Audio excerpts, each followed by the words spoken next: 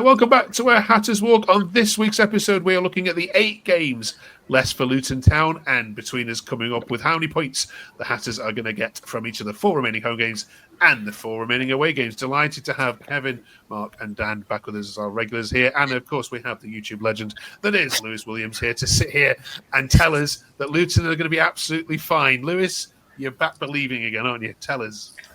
No, until we start scoring goals. Should have been 4-0 up, our Borough fans said, Kevin, earlier when we spoke to them. At half-time, Luton should have been 4-0 up. Is that no exaggeration? Absolutely no exaggeration whatsoever, Mark. Eli had a one-on-one. He missed it. Asgard had 2 shots from 5 yards out. And the header that missed as well. So it should have been dead and buried at half-time. But... yeah. I guess we're just struggling in front of goal. I've got some not very polite tweets later that talk about Morris and Adebayo, which want to get your thoughts on.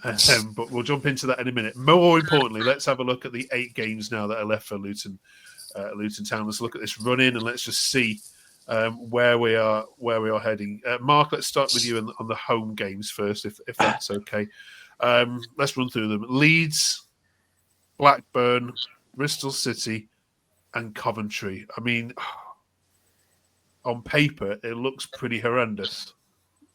I'd say, I think Leeds is I hate using the phrase, but it is a free hit. I mean, they're just going to get promoted. The other 3, Blackburn seem to be hell bent on giving points to all our relegation rivals. So they better be in this charitable mood when we play them.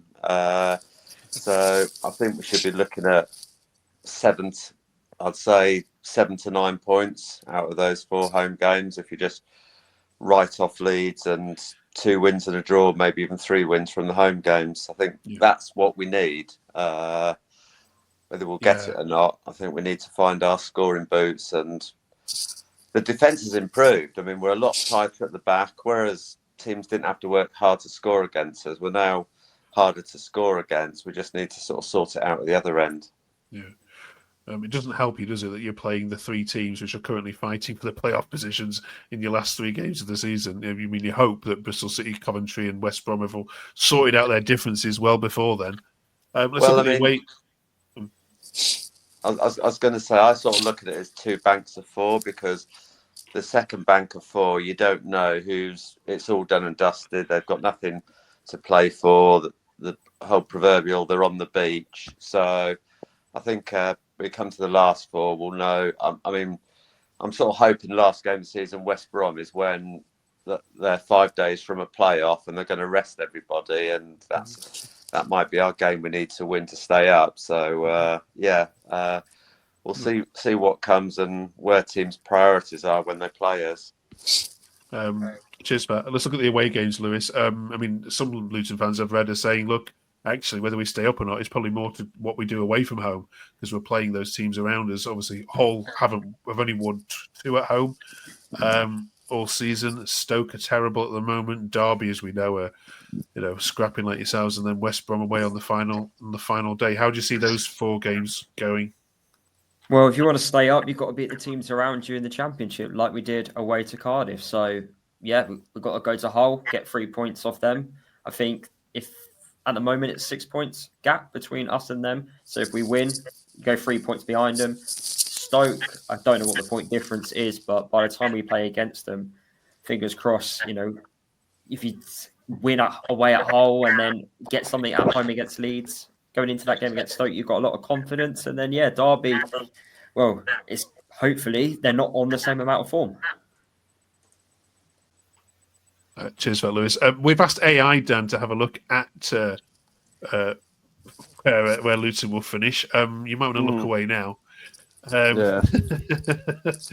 It says you'll get 7 more points out of the next couple of games. Obviously you wouldn't take that, and it says you'll go down just by 2 points. What do you reckon?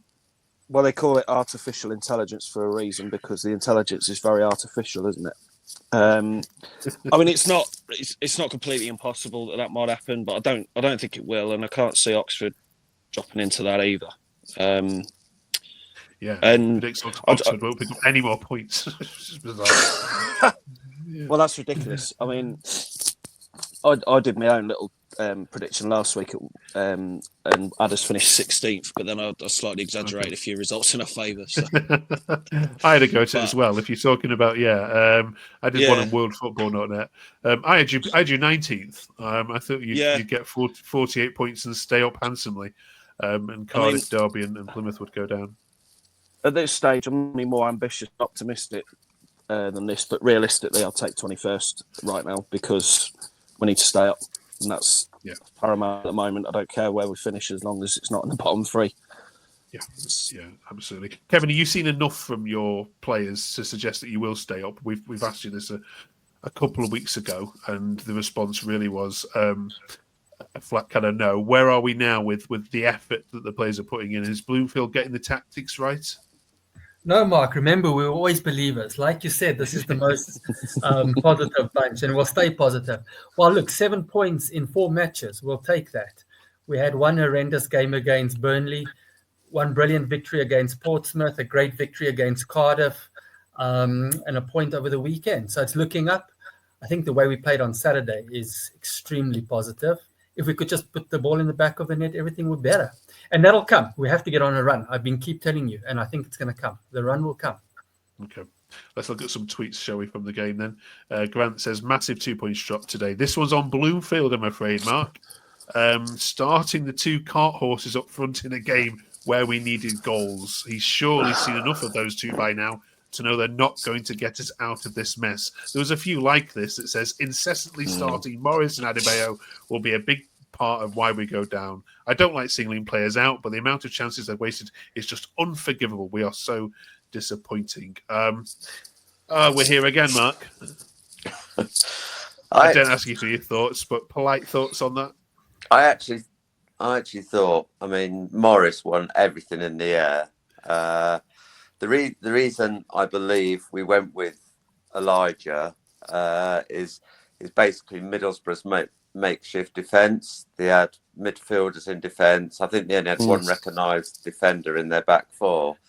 And yes, Elijah's confidence is just not there. But I just think if it was a strong Middlesbrough defence, he might have looked differently. But I think he basically picked those 2 because of what he was up against, and we could basically unsettle them. And you could say it worked because we created the chances. But I'm not having that. I thought Morris had a really good game, won everything in the air, held the ball up. I think if the chances were reversed and the chances fell to Morris, we might be talking about something different. But yeah, I think the formation was based on what defence Middlesbrough had put out and what the best way was to get at them just by making. I'd probably say, like, if you think what would Middlesbrough least want to face with a makeshift defence, and it'd probably be facing Elijah up against them. So I think it's horses for courses, and he picked the squad for that. But also Morris wasn't 100% fit, but I thought he had a good game. Yeah, it says it all, Lewis, when Middlesbrough man of the match fans gave it to Travers in goal. Says everything, doesn't it? What was your reaction when you hear fans talking like that? Well, I just don't understand how you could blame it on Bloomfield. Like, the whole game plan was to create opportunities, which is what the game plan was. You know, he got the game plan spot on. It's not his fault players can't take clear-cut opportunities. And then when you've got Asgard, who scored midweek against Cardiff, you like to think he's got confidence. He missed 2 absolute sitters. So how is that on Bloomfield? Players have got to take responsibility, and they've got to take the chances when they do come. And that's the last bit we've got to sort out. Everything else is getting better. You can see it. It's just we need to click in front of goal. And when it does click, you like to think we might score 4 or 5, but I might be getting a bit excited there. Go on, get excited. We deserve some happiness on here.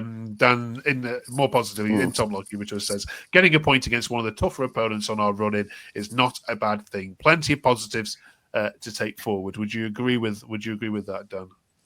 Absolutely, yeah. like Kevin pointed out, I think it's 7 points from 4 games.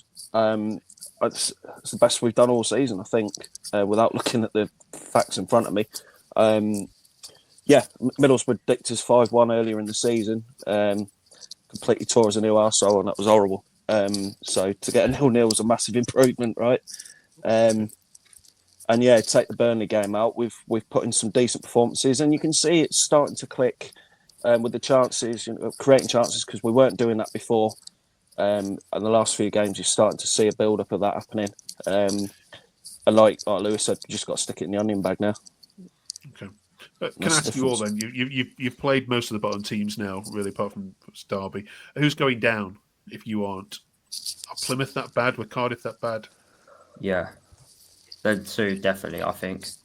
Yeah. Who else? Us. Annoyingly, Derby a bit formed, but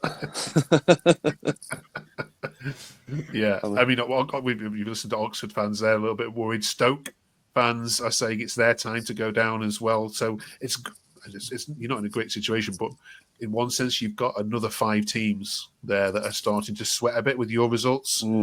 Swansea fans weren't happy the fact that you won midweek, because it just means that QPR even themselves are looking a little bit kind of, we need a couple more wins. So yeah, your results have really kind of set the cat amongst the pigeons, so to speak, and all the more for it. All good.